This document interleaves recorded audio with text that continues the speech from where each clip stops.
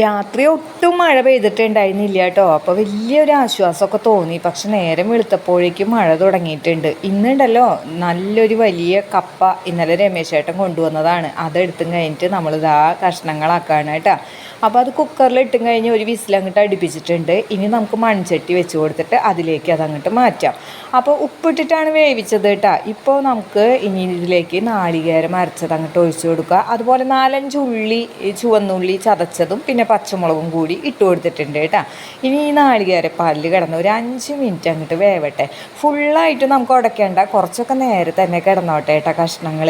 ഈ സമയത്തും ഉപ്പ് പാകത്തിനാണോ എന്ന് നോക്കാൻ മറക്കരുത് കേട്ടോ. ഇനി നമുക്കതിലേക്ക് താളിപ്പിടാം. കടുക് പൊട്ടിക്കുക, അതുപോലെ തന്നെ ചുവന്നുള്ളിയും ഇട്ട് കൊടുക്കുക, പിന്നെ വേപ്പിലയും കൂടി ഇട്ട് കൊടുക്കുക കേട്ടോ. അങ്ങോട്ട് മൂത്തങ്ങോട്ട് വരുമ്പോൾ നമുക്ക് അതിലേക്ക് ഒഴിക്കാം. നല്ല സൂപ്പർ ടേസ്റ്റാണ് കേട്ടോ കഴിക്കാൻ.